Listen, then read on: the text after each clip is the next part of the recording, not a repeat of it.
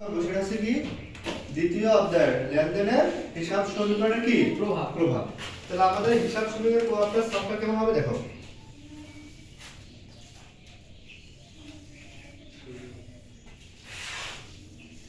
এটা হচ্ছে কি তারিখ নাকি, এটা কি উদ্বৃত্ত, এটা কি মন্তব্য, এটা হচ্ছে কি দুই পাশ সমান করার জন্য। তাহলে আমরা এখন এখানে লিখব কি তারিখ, এটা হচ্ছে কি আমাদের উদ্বৃত্ত, এটা কিসের গড় সম্পদ, সম্পদের আমরা কি দ্বারা প্রকাশ করব এই দ্বারা প্রকাশ করব। এটা সমান সমান এখানে আমরা কি লিখব দায় প্লাস মালিকানা সত্ত্ব, এটা কিসের গড় মন্তব্য। ঠিক আছে, আর এই অঙ্কটার নাম কি আমাদের বলো? হিসাব সমীকরণের প্রভাব। হিসাব সমীকরণের প্রভাব, অথবা লেখতারি a সমান সমান l প্লাস ওই প্রমাণ কর। প্রমাণ কি ওকে। এক তারিখ কি আছে বলতে পার? 2022 সালের জুন মাসের বাজারে 1 তারিখ কি আছে? নগদ 1 লাখ টাকা নিয়ে ব্যবসা শুরু করা হলো। তাহলে এটা করার আগে আমরা দেখবো যে সম্পদের কয়টা ঘর আছে, আর এখানে দায় প্লাস মালিকানা সত্ত্বের জন্য কয়টা ঘর আছে আমরা দেখবো। সম্পদের ঘর একটা পাইলাম, নগদ পাইলাম নাকি, নগদ পাইছি। আর কি কি কি আছে? এই যে চেয়ার ক্রয়, আর চেয়ার মানে কি আসবাবপত্র, চেয়ার মানে কি আসবাবপত্র। তাহলে আমরা লিখবো সম্পদের জন্য দুইটা বানাবো, কয়টা বানাবো? দুইটা বানাবো। আর এখানে বানাবো কয়টা? দুইটা বানাবো। তাহলে আমি লিখলাম নগদ, এখানে কি লিখবো আমি নগদ, এখানে লিখবো আমি কি আসবাবপত্র, এখানে লিখবো কি রাখবো প্রদেয় হিসাব। কি হিসাব? প্রদেয় হিসাব। প্রদেয় হিসাব, এখানে লিখবো আমি কি মূলধন। তাহলে প্রথমে একটাই কি আছে আমাদের? নগদ 1 লাখ টাকা নিয়ে ব্যবসা শুরু করা হলো। নগদ টাকা নিয়ে ব্যবসা আরম্ভ করলে নগদ টাকা বাড়ে, আর কি বাড়বে? মূলধন বাড়ে। মূলধন বাড়ে। তাহলে আমি লিখবো প্রথমে নগদ টাকা বাড়ছে, এই জন্য নগদের ঘরে বসেছি নাকি, নগদ টাকা বাড়ছে না, সেজন্য কার ঘরে বসেছি আমরা? নগদের ঘরে। আর আমাদের কি বাড়ছে? মূলধন বাড়ছে। নগদ টাকা নিয়ে যেহেতু ব্যবসা আরম্ভ করছি, এই নগদ টাকায় ব্যবসার কি মূলধন। তাহলে আমাদের মূলধন বাড়ছে। মূলধন কত টাকা? 1 লাখ টাকা। 1 লাখ টাকা।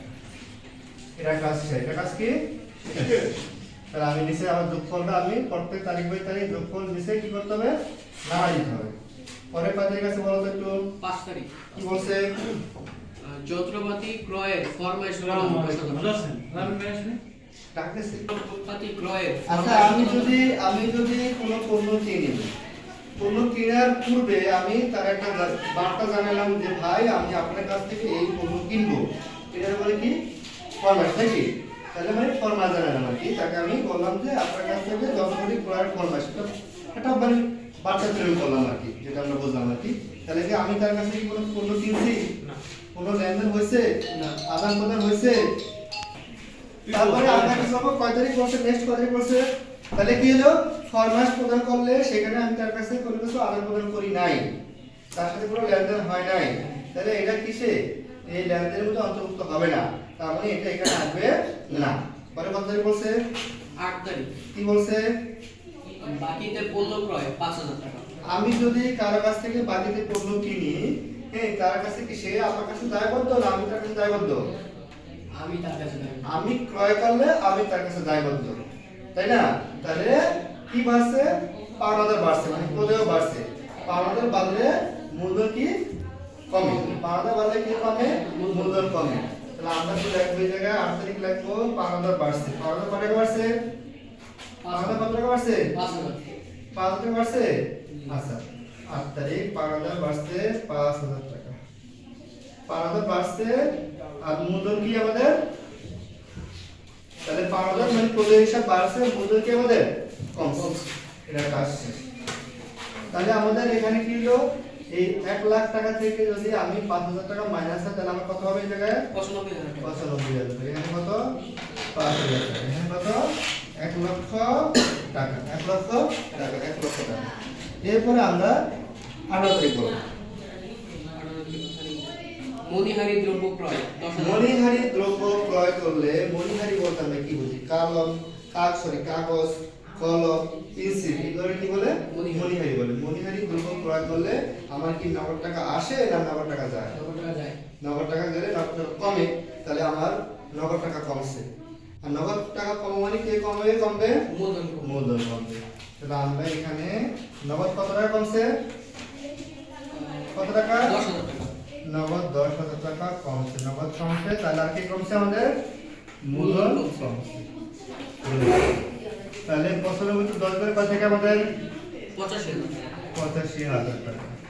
আর এখানে 5,000 টাকা যোগ করে নামা দিলাম। এখানে কত হবে? তাহলে কি হলো এখানে? 90,000 নাকি? 90 না? 90। তারপর বাজে তারপর 25 তারিখ কি বলছে? চেয়ার ক্রয়। চেয়ার ক্রয় করছে। চেয়ার মানে কি? আসবাবপত্র। চেয়ার মানে কি? আসবাবপত্র। তাহলে একটা সম্পদ বাড়লে আরেকটা সম্পদ কি কমে, একটা সম্পদ বৃদ্ধি পাইলে আরেকটা সম্পদ কি হ্রাস পায়, এরকম না? তো চেয়ার ক্রয় করছে আমি কত টাকা দিয়া? 20,000 টাকা। তাহলে 20,000 টাকা চেয়ার করছি, 20,000 টাকা আবার সম্পদ বাড়ছে। যদি একটা সম্পদ বাড়ছে, অলরেডি আরেকটা সম্পদ কি হয়ে গেছে? কমে গেছে না? কমে গেলে তাহলে এবার দেখো আমাদের এই 85,000 টাকা যোগফল নামাই দিলাম, এই 5,000 টাকা যোগফল নামাই দিলাম, এই 20,000 টাকা যোগফল করলাম নামাই দিলাম, এই 90 থেকে 20 গেলে কত থেকে? 70 না? 70 থাকে। এবার দেখো আমার দুই পাশ সমান হয় কিনা? 70 আর 20 হয় কত আমাদের? 90,000 টাকা। তাই এবার 90,000 টাকা হয়। আর এই পাশে কত হয়? 90। 85 আর 5 কত? 90। যেহেতু প্রত্যেক তারিখ বাই তারিখ আমাদের টাকার পরিমাণ সমান, সেক্ষেত্রে আমরা এই ঘরে আমরা কি করলাম? সমসমান দিয়ে দিলাম। এখন আমাদের যে ঘরের কাজ, মন্তব্য ঘরের কাজ। তাহলে আমি 1 তারিখ কি করেছিলাম? পণ্য 1 তারিখে আমি নগদ টাকা নিয়ে ব্যবসা আরম্ভ করেছিলাম। মূলধন আনলাম। এখানে আমরা কি লিখতে পারি? মূলধন